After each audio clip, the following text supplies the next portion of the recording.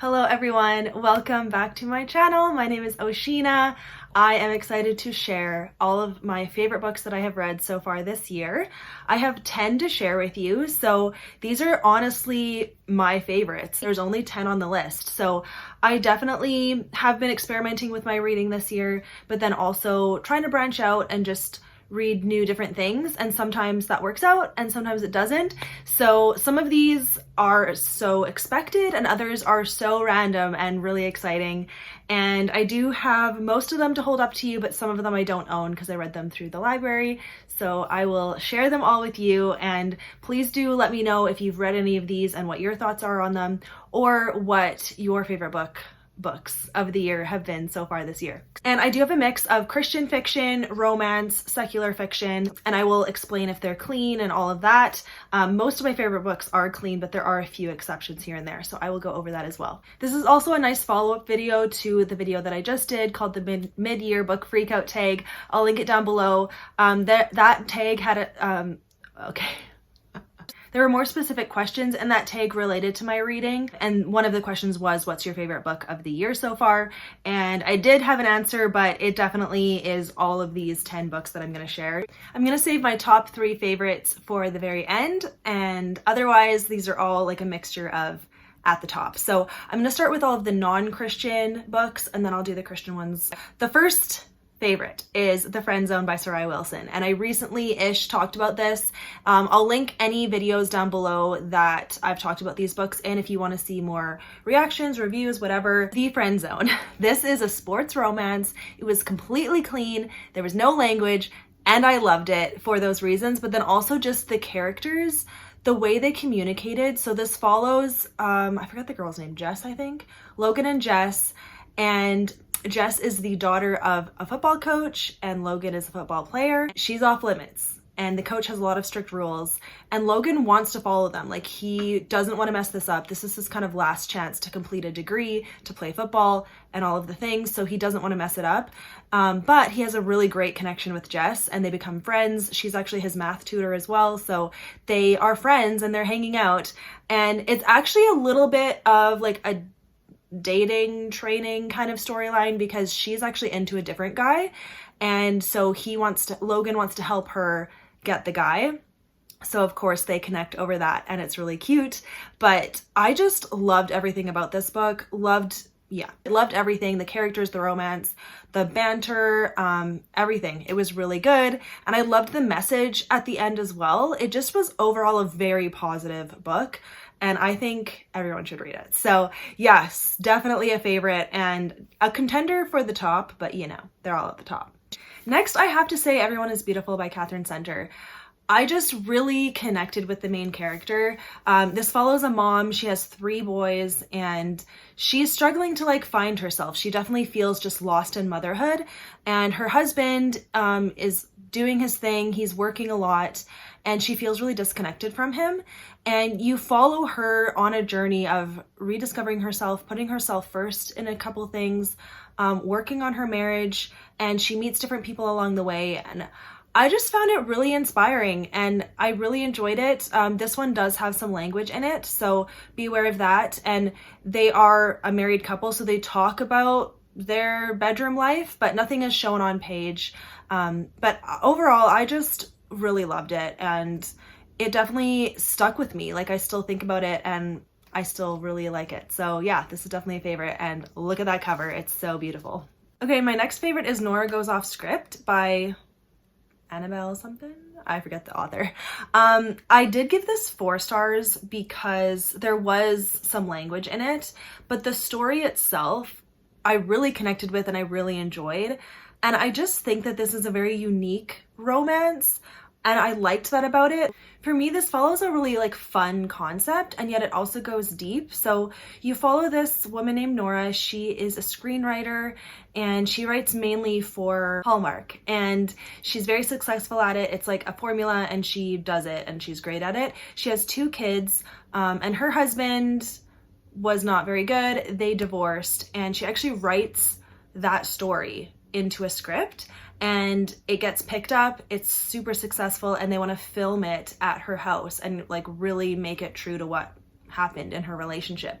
And so the lead guy that they get to play her husband comes to her property, and he's different. He's definitely like a movie star, but he seems very down to earth, and he really connects with Nora, and it is a romance between the two of them. So this isn't necessarily a clean book. There was a little bit of mild language, and then they do have bedroom scenes together, but it's not described at all. It's just alluded to that they do it, but that's it. So I was fine with it. Really what stood out was Nora's character and the dynamic of their relationship. I found it fascinating just because it felt different than what I normally read. And I was so on board with Nora and her story with her family, and then seeing what happens with this guy, and it just took me on a journey, and I really was in for it. It just hit me at the right time, and I really enjoyed it. So I did give it 4 stars because of the language and the content, but as a story, it is still a favorite book of the year. My last non-Christian book is The Good Sister by Sally Hepworth. I bought this book. You know, in my last video when I shared about The Bodyguard, which is here, I bought these at the same time. So I was being sneaky. But yeah, this is the other one that I bought. It was also $10. And when I saw it there, I just was like, I need to own this book, because this is, I don't know if it's a thriller, whatever. I don't know what to call this. It's fiction. It's a great story, but it just hooked me. It hooked me so well. And I was so just like surprised by where the characters went in this book, because I thought I had it pegged, and I was so wrong. And I really enjoyed seeing that play out, because I was fine with being wrong. Sometimes I don't like being wrong because I want characters to be a certain way. These characters, it was a slow, gradual like switch for me, which was so fun. So you do follow 2 sisters, you alternate their perspectives. With one of the sisters, you just are following her journal entries, and then the other one, you're following her in present time and seeing what she's up to. And they have a very close bond. They're twins, actually. The overall story is one of the sisters can't, the one who's writing the journal entries, she can't get pregnant, and she really wants to be a mom. And so the twin sister, she's like, you know what? I will get pregnant and you can have my baby then. And so you follow her finding someone to get pregnant with, and the whole situation with that. And maybe that doesn't sound interesting, but I really found the way it was written just was like fascinating, especially because I felt like the 2 sisters were so distinct in their character. I just was so attached to both of them, and I really wanted to see what they were up to and what they were thinking and what was going to happen. The journal entries are what have kind of like the little foreshadow secret kind of things thrown in there, and it's like, what does this mean? I don't know. I want to know. And I just really enjoyed it. So yeah, I'm happy to own this book. It's really cool. So they look so good together, and they're actually published by the same publisher, so that's why they're like same height. They're like the giant paper or giant hardcovers though. They're like really tall, so they don't fit on my bookshelf, which is unfortunate, but okay, onto the Christian books. So I'm gonna share the Bridgeville Island first. This one, I know that it's not everyone's favorite Julie Klassen, but I think because this felt very cozy mystery to me. Not that I've read a ton of cozy mysteries, but this was the kind of vibe I would have wanted over Shadows of Swanford Abbey. This was also a mystery. It was like more mystery than romance, and this one is more mystery than romance. But for some reason, I think I liked the setting of this book better, because this is more like on an island, and it is in like a manor as well, but like the setting was a bit bigger. Although I usually like small settings, but I just wasn't. I think it was maybe the side characters in Shadows of Swanford Abbey. They didn't hit as well, whereas I really liked all the characters in this book. I don't know. I'm trying to explain myself, because I know, like, you know, I've seen some of my friends review this book and they've given it like 3 or 4 stars. This was a 5-star read for me. Like, I just really enjoyed it. I was curious about this mystery, and like, it's a murder mystery, so you're trying to figure out who killed this uncle, and you follow this girl who believes in some kind of like curse on her family that she can't leave her island or she'll die, and you follow all these different characters that could have been the murderer, the killer. And I just really enjoyed figuring it all out with these characters, and it was a good time. So yeah, clean book, Christian fiction, and it was good. And of course I love the romance. So okay, then The Waterkeeper by Charles Martin.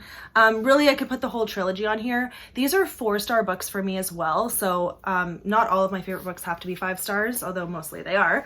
But this is the Murphy Shepherd trilogy. This is the first book. I have finished the whole trilogy now at this point, and I would say that it's a favorite of all time.